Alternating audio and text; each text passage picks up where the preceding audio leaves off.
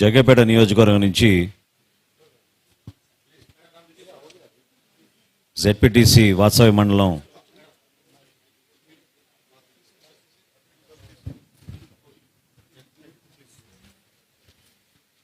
దేవమణి గారు జెడ్పీటీసీ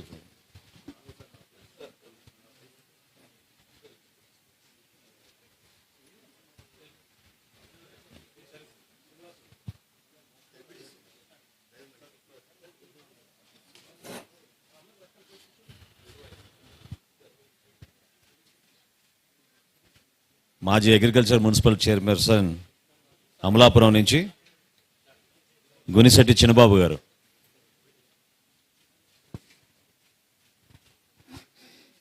రండి చిన్నబాబు.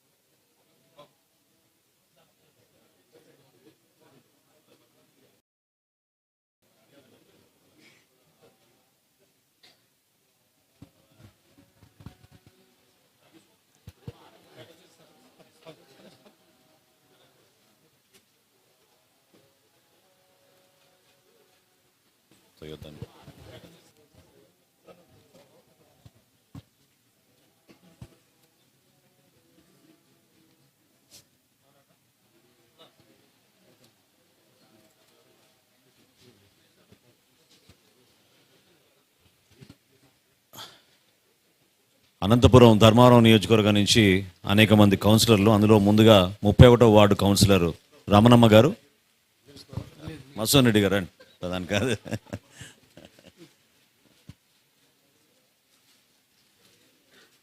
రమణమ్మ గారు మీరు అటు సైడ్ అండి అమ్మ. 16వ వార్డు మాజీ కౌన్సిలర్ రమాదేవి గారు,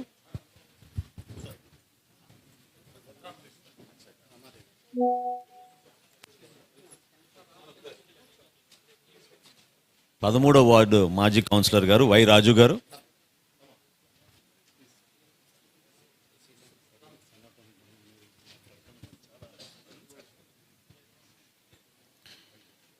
పన్నెండవ వార్డు కౌన్సిలర్ గారు తొండమాల ఉమాదేవి గారు. అమ్మ చేతికి ఇచ్చేసాను.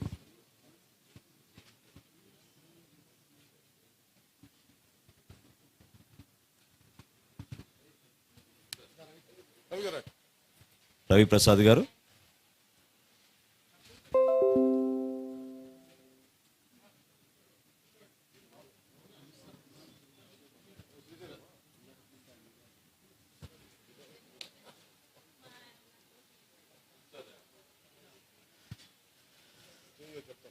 అదే తొండమాల నాగరాజు గారు,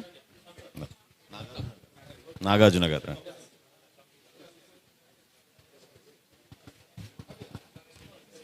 తొండమల సోమశేఖర్ గారు,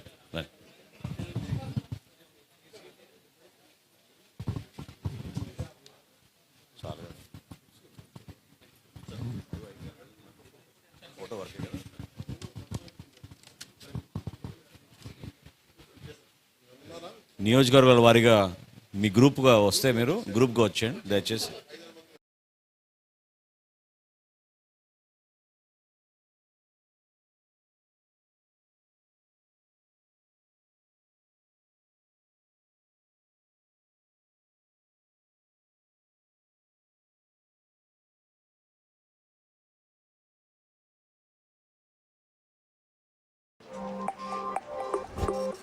Wouldn't it be great if you could hire the right people with the right skills? With LinkedIn Talent Solutions, you can find and hire highly qualified candidates smarter and faster. Make the place. ఎప్పుడైనా ఏం చేయకుండా కూడా చూడండి. Eat 5 star, do nothing.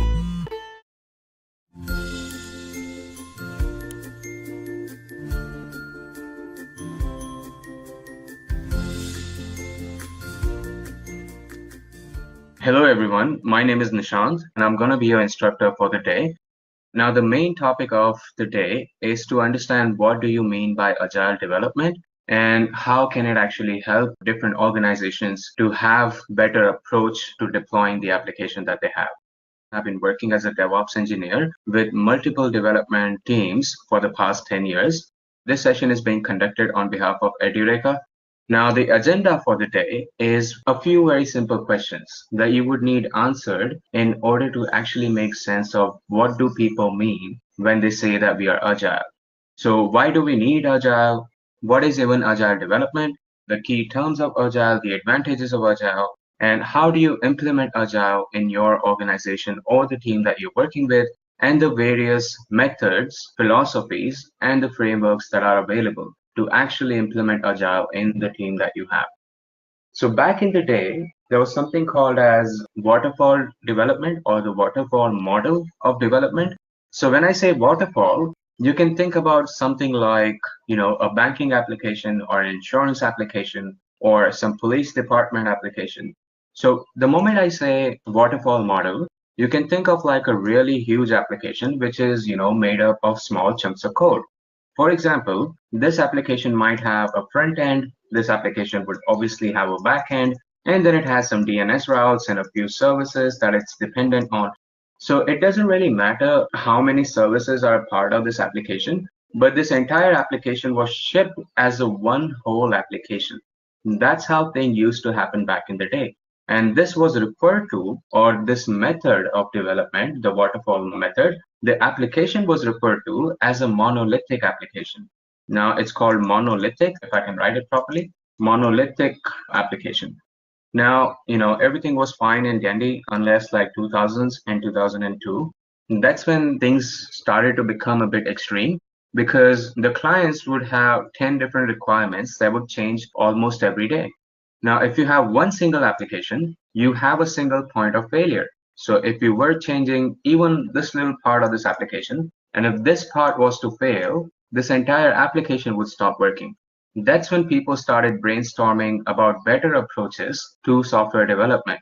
And how can you meet the requirements of the millennium of the today's world without actually affecting how the software is written or any application is written in the first place? That's where the ideas of agile development came into the picture. So that was one part of the problem. The second part of the problem was because it was a monolithic application, the time that it required to actually push